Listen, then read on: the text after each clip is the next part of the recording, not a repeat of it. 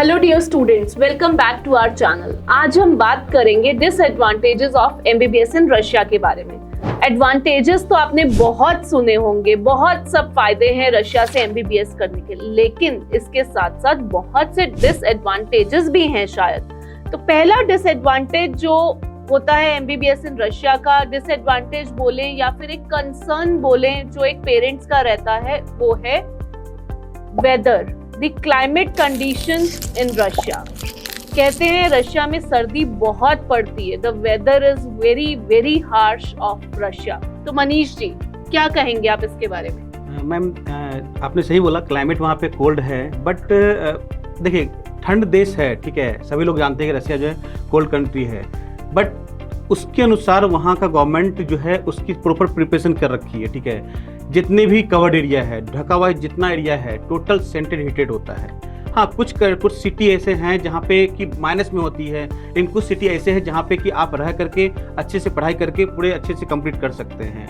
अब ऐसे कुछ कॉलेज जैसे कि आपके मॉस्को से तकरीबन 5000 या 6000 किलोमीटर दूर पे है, बहुत सारे कॉलेज हैं, ठीक है। एक कॉलेज का नाम है साइबेरियन स्टेट मेडिकल यूनिवर्सिटी, इसका कॉलेज के नाम से ही साइबेरिया, ठीक है। इस कॉलेज के नाम से ना आपको ऑटोमेटिक फील हो जाएगा मैम कि यहाँ पे ठंड है, ठीक है। तो ऐसे आपको, बट मैं एक चीज़ बताना चाहूँगा पेरेंट्स को या स्टूडेंट को कि आपको इसमें डरने की जरूरत नहीं है, बिकॉज कि जितना कवर्ड एरिया है, टोटल जितना ढका हुआ एरिया टोटल सेंटेड हीटेड होता है, और कभी आप माइनस में जाते भी हैं तो आपको ज़्यादा सामना नहीं करना पड़ता है ठंड का, क्योंकि आपके जो हॉस्टल होते हैं और कॉलेज की जो डिस्टेंस होती है वो मुश्किल से 500 मीटर या 1 किलोमीटर के बीच में होती है, उसके अंदर भी आप ट्रेवल कर सकते हैं। जी, तो प्लस मनीष जी, जब मैं ये भी इनको ऐड करना चाहूंगी हमारे स्टूडेंट्स और पेरेंट्स को कि जब हम अंदर क्लाइमेट में रहते हैं, वहाँ पे इंडोर जब हम विंटर्स में भी रहते हैं -10 डिग्री -15 डिग्री में, तो भी हम शायद ऐसे ही बैठते हैं जैसे आज आप और मैं यहाँ पे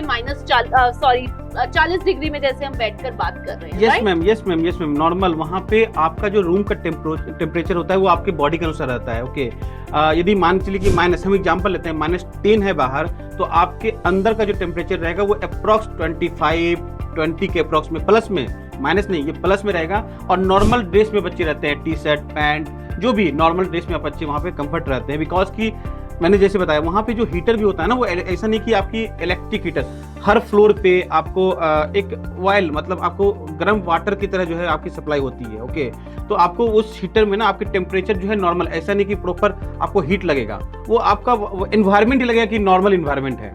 जी, तो ये तो हमने बात की वेदर और क्लाइमेट कंडीशंस इन रशिया के बारे में। अब सेकंड जो डिसएडवांटेज रशिया में आता है, that is of food. Manish ji, हमारे इंडियन पेरेंट्स का एक बहुत बहुत बड़ा कंसर्न रहता है। बहुत सारे मदर्स जो हैं वो इसलिए अपने बच्चे को रशिया नहीं भेजते हैं, उन्हें लगता है कि वहाँ पे जो खाना है वो कैसा मिलता होगा, किस तरीके से हमारा बच्चा सरवाइव करेगा। तो मैम ये है बहुत बड़ा एक मतलब इशू होता है Indian student and Indian parents and Indian mother, जो हर माँ चाहती है कि मेरा बेटा जो है सही से खाना खाए और वो स्वस्थ रहे, ओके। और हम लोग रूस एजुकेशन इसी फील्ड के साथ ही बच्चे का एडमिशन लेता है, ओके, बिकॉज कि देखिए रशियन क्लाइमेट, रशियन जैसे आपने क्लाइमेट की बात की, रशियन फूड डिफरेंट है हमारे इंडिया का, ठीक है, बहुत डिफरेंट है, बट हम लोग प्रॉपर इंडियन मेस वहाँ पे प्रोवाइड करते हैं, ठीक है। उस मेस का नाम ही है देसी दिल की रसोई, मतलब कि आपको ऑटोमेटिक फील हो जाएगा देसी दिल की रसोई, मतलब देसी खाना। जिस एरिया से आप बिलोंग करते हैं वहाँ पे आपके जो हॉस्टल में होता है ना, वो हॉस्टल में आपका मेस प्रॉपर इंडियन मेस है, उस मेस में आपको प्रॉपर हर स्टेट का, हम लोग चाहते हैं मैम कि जिस भी स्टेट के बच्चे हैं, हम हर स्टेट के बच्चे को उस टाइप का खाना खिलाएं। कोई साउथ के हैं तो वहाँ पे इडली सांभर भी आपको क्या बोलते हैं, यदि कोई बच्चे राजस्थान के हैं तो वहाँ का जो खाना है, कोई गुजरात के हैं कभी ढोकला, या जो भी वहाँ के जो, या हमारे बिहार के हैं तो वहाँ पे दाल भात चोखा, ठीक है। जो अपना इंडियन फूड है अपने अपने स्टेट का, हम लोग वो स्टेट का भी खाना प्रोवाइड करते हैं, इसीलिए बच्चे को डरने की जरूरत नहीं है इंडियन मेस को लेकर के। इसमें मनीष जी मैं ये ऐड करना चाहूंगी कि तो रशिया में ऐसे यूनिवर्सिटीज हैं जिनमें इंडियन मेस अवेलेबल है, तो पहले तो आपको वो यूनिवर्सिटीज ही चूज करने हैं जिनमें आपको इंडियन मेस का ऑप्शन मिलता है। प्लस जिनमें इंडियन मेस नहीं है मनीष जी, वहाँ पे क्या बच्चों को कोई सेल्फ कुकिंग ऑप्शंस मिलते हैं? Yes ma'am, self cooking option मिलते हैं अवेलेबल, बट मेरा भी सजेशन यही रहा कि जहाँ पे इंडियन मेस हैं आप वहीं पे चूज करो अपना एडमिशन, बिकॉज कि आप पढ़ने के लिए जा रहे हो, आप खाना बनाने नहीं जा रहे हो। लेकिन फिर भी हम चलो कोई ऑप्शन लेते हैं सेल्फ कुकिंग का, तो हर चीज़ वहाँ पे अवेलेबल है, ठीक है। हम दाल हुआ, चावल हुआ, आटा हुआ, इंडियन वेज हुई, मतलब जो भी ग्रीन वेज हुआ वो हुआ, नॉन वेज खाते हैं वो भी अवेलेबल है, हर चीज़। और यदि हम मान चलो कि कुछ पेरेंट्स होते हैं कि नहीं वहाँ पे कॉस्टली होगा, तो मेरा एक बच्चा पढ़ाई कर रहा है औरंगाबाद स्टेट मेट्रो सिटी में, ठीक है, अपने गाजियाबाद का बच्चा है। मैंने एक दिन ना उसको वीडियो कॉल करवाए थे पेरेंट्स के साथ। तो चना का दाल, मैं हमेशा एग्जाम्पल देता हूँ, चना का दाल हमारे इंडिया में 85 से 90 रुपीज़ केजी है, और वहाँ पर 41 रूबल केजी है, मतलब ऑलमोस्ट हाफ, मतलब आपकी जो कॉस्ट है वो भी आपकी मतलब लो है। तो आप वहाँ पे आपको हर चीज़ अवेलेबल है, मिल्क वगैरह, दाल वगैरह, चावल, तो आप लेकर के बना सकते हैं, सेल्फ कुकिंग कर सकते हैं। वहाँ पे किचन आपके पास अवेलेबल होता है, आप जाकर के बना सकते हैं खाना, कोई इशू नहीं होती है जी। तो ये तो हमने बात की इंडियन खाने को लेकर, जो एक बहुत बड़ा कंसर्न रहता है। तो ऐसा कोई डिसएडवांटेज नहीं है रशिया में खाने को लेकर।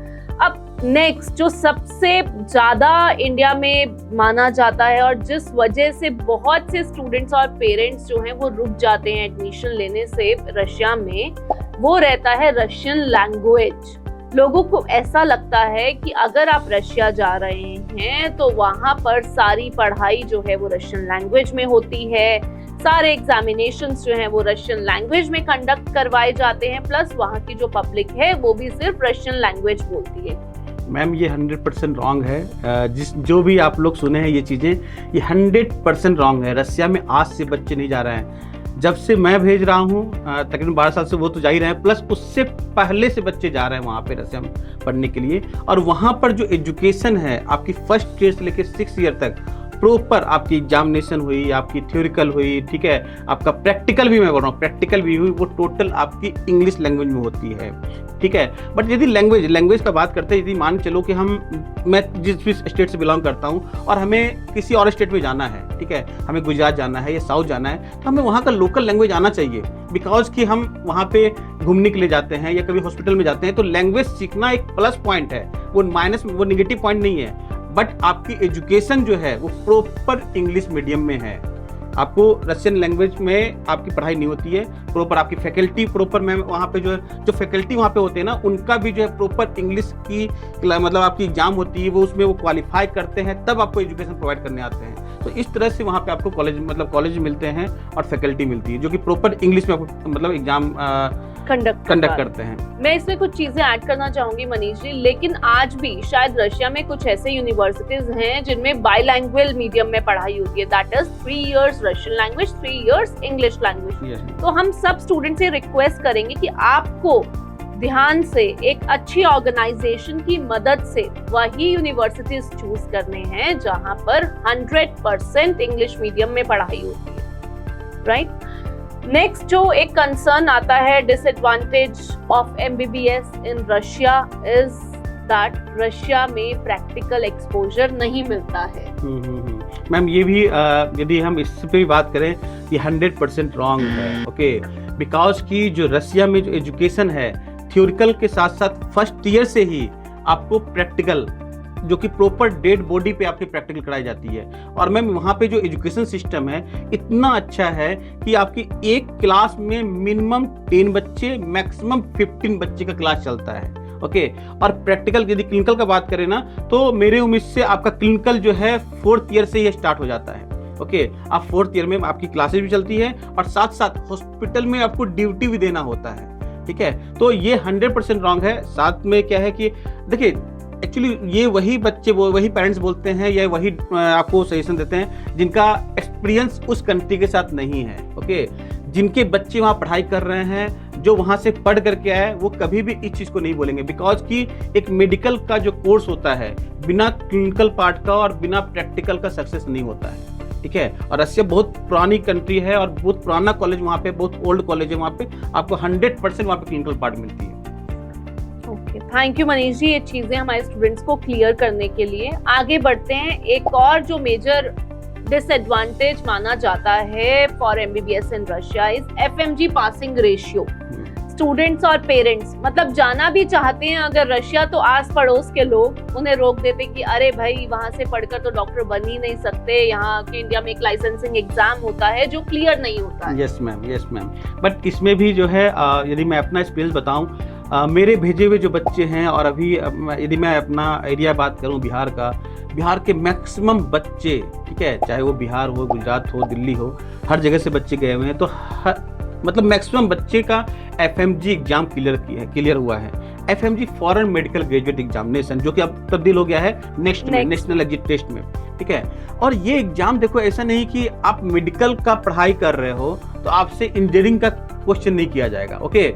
जो 6 साल आप पढ़ाई किए हो और जो आपके लास्ट के 2 ईयर पढ़ाई की हो ना, उसी से आपका क्वेश्चन आता है, ओके। तो इसके लिए हम आपको प्रॉपर कोचिंग प्रोवाइड करते हैं, ठीक है। हम लोग फैकल्टी हायर करके यहाँ से आपको आपके कॉलेज में भेजते हैं।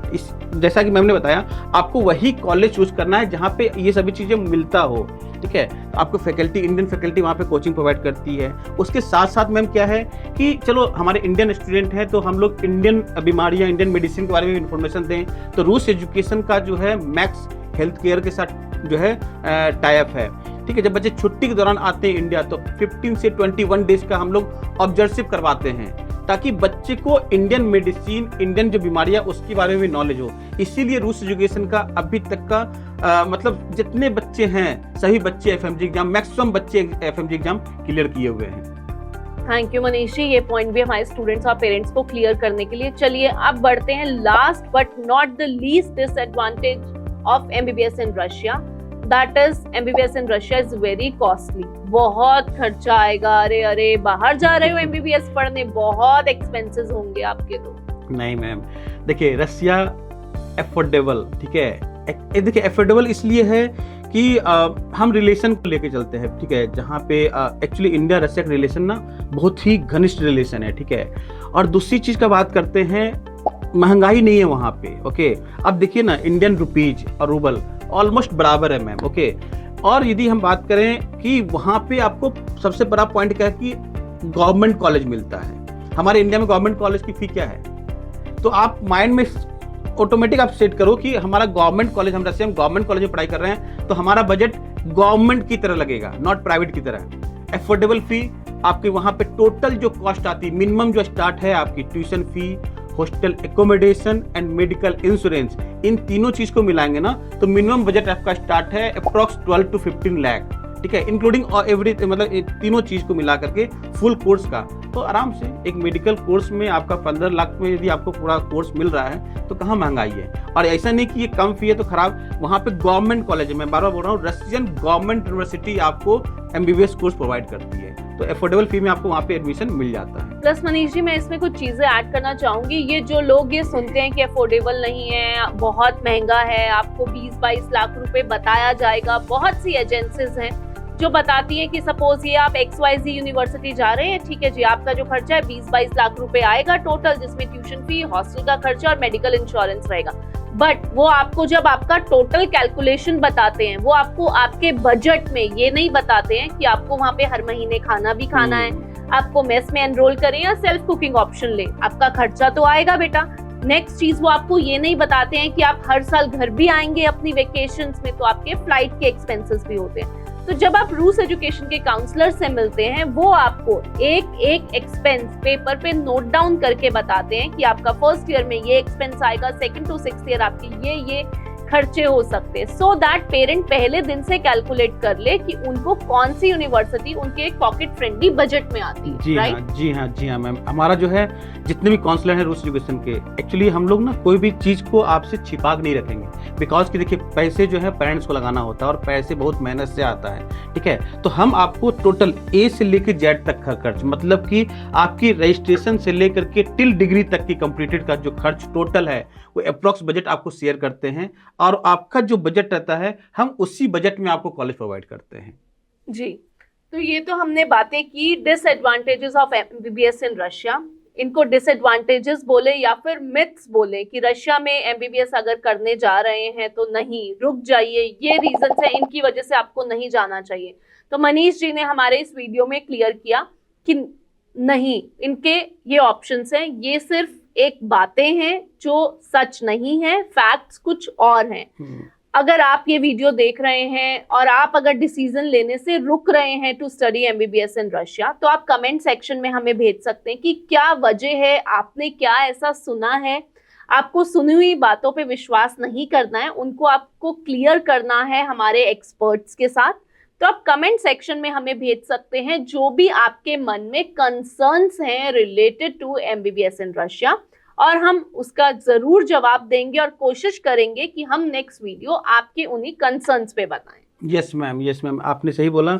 यदि आपके कुछ भी क्वेश्चन हो रिलेटेड एडमिशन, रिलेटेड वहाँ पे स्टे का, फूडिंग का, ट्रैवलिंग का, एफएमजी कोचिंग का, सिलेबस का, कुछ भी कितने सिलेबस चलते हैं, क्या क्या सब्जेक्ट होता है, कुछ भी आपकी क्वेरी है, ठीक है, आप कमेंट बॉक्स पर लिखें, हम उस क्वेरी को जो है सॉल्व करेंगे।